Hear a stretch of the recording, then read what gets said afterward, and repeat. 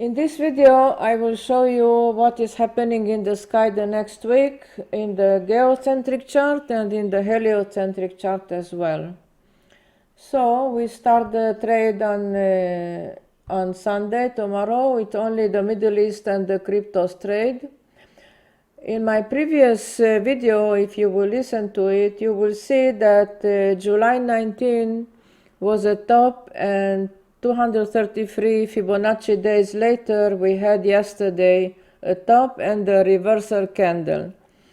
So looking at the S&P chart on the long-term chart, we can see that, one moment, I will show you. Un momento.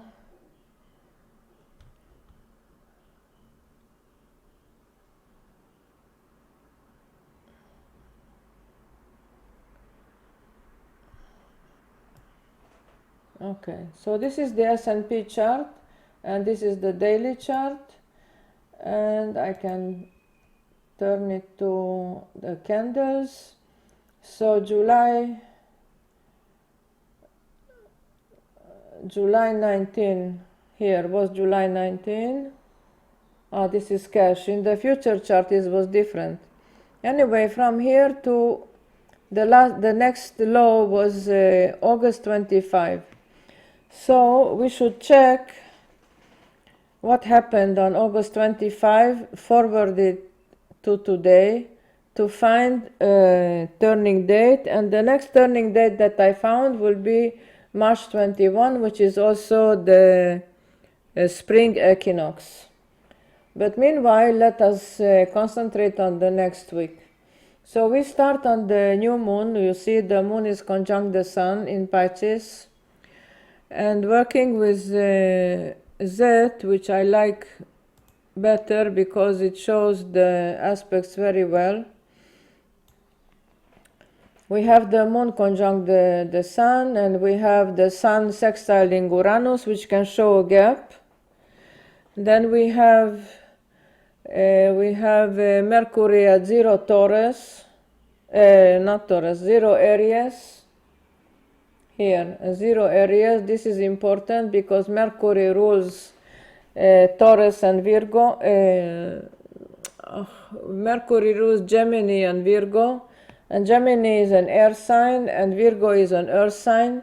So Mercury in Aries is a different energy.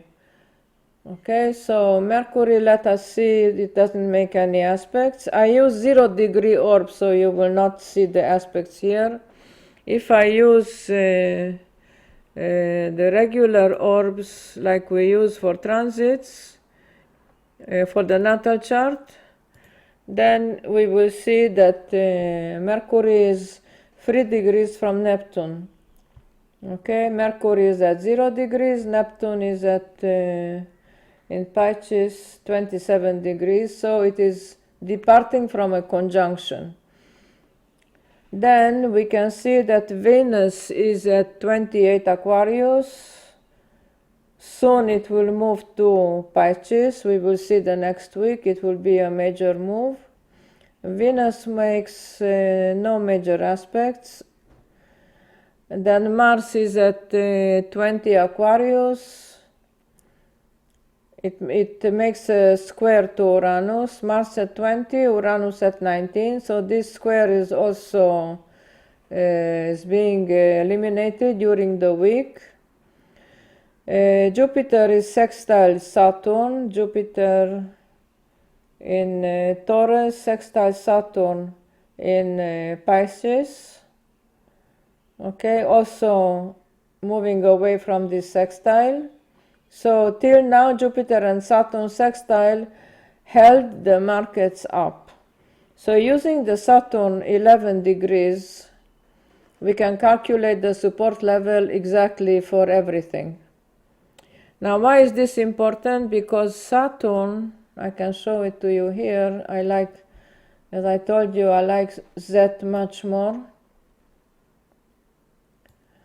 Saturn is at 11 Pisces. What does it mean? It means that by decade it left the Neptune decanate, and it entered the Moon decanate. So Saturn is in a double water double water position, and that means weakness.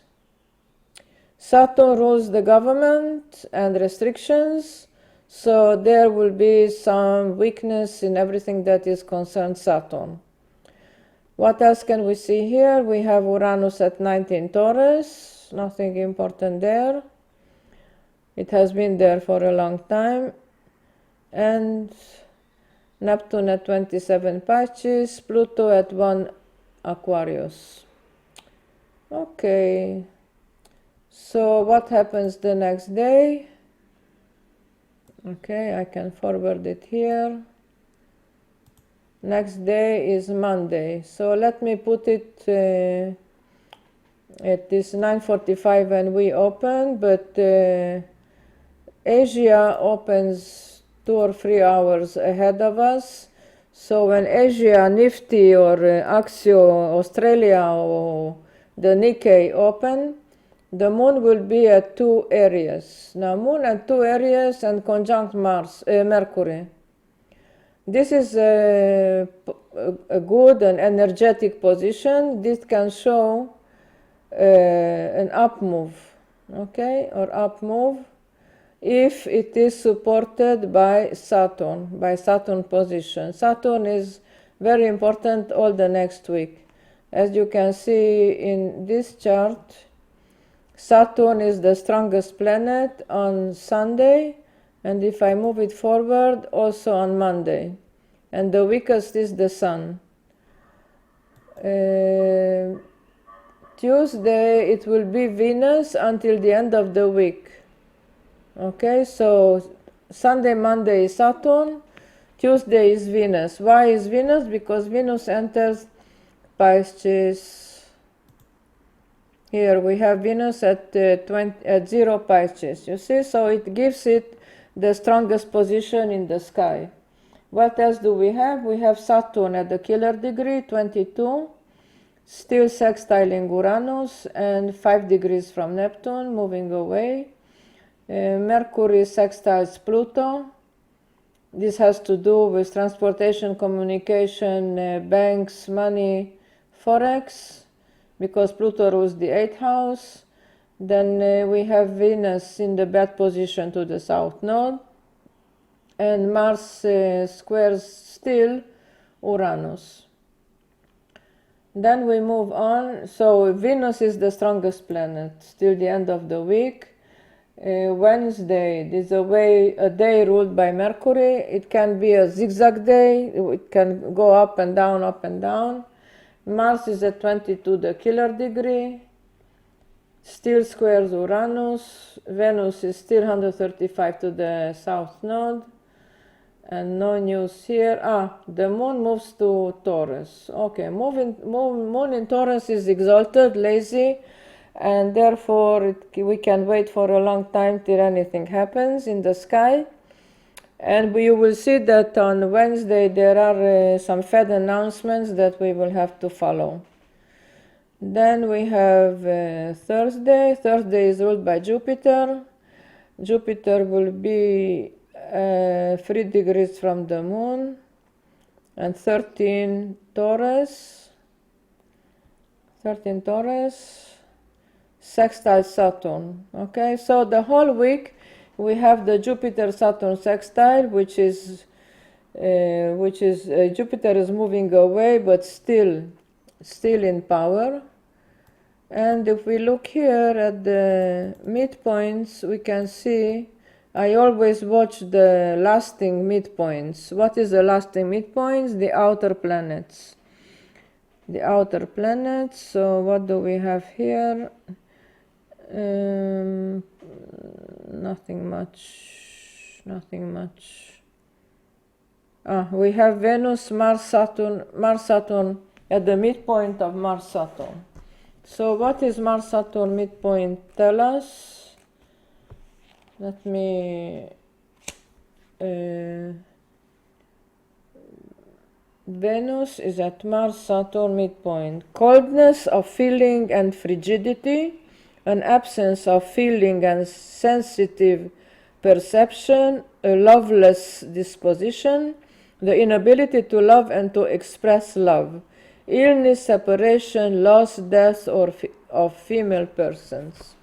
Okay, so nothing much about the markets.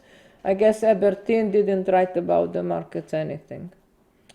So this is Thursday, and Friday we will have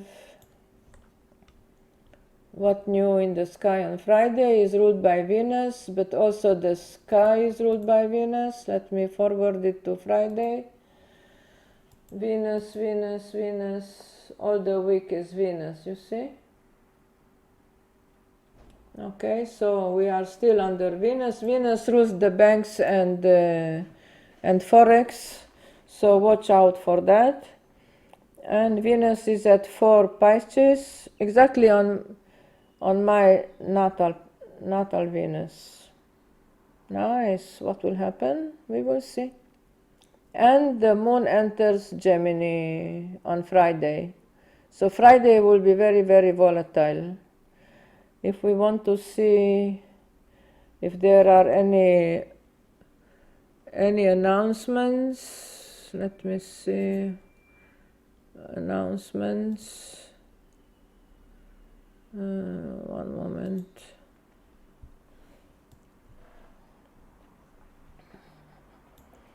Here we have the stock splits. Cisco is splitting 1 to 15. Dividends are paid next week.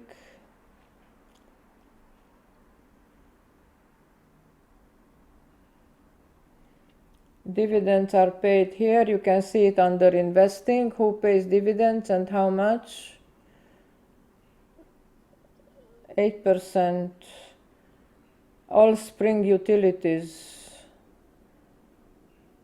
Okay, not so important. Earnings. Okay, so we said Wednesday and Thursday. Wednesday and Thursday. This is next week. One moment. Oh, this is when the Google is stuck and I can't show you anything.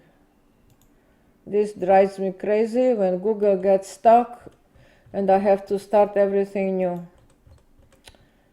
Damn it. Next week.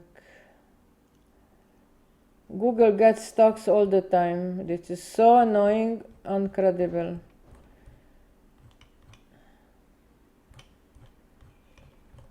No, I didn't want this. I wanted the news economic calendar next week. Okay, so we wanted Wednesday. I'm looking at the free start announcements. We have in Israel export imports, it's all a bluff. And then we have 30-year bonds. Nothing much on crude oil. We have crude oil. Okay, and Thursday we have PPI and retail sales. Worse than before, better than before. No forecast yet, and PPI the same. Okay, so this is what to look forward for next week, and I hope you will make a lot of money.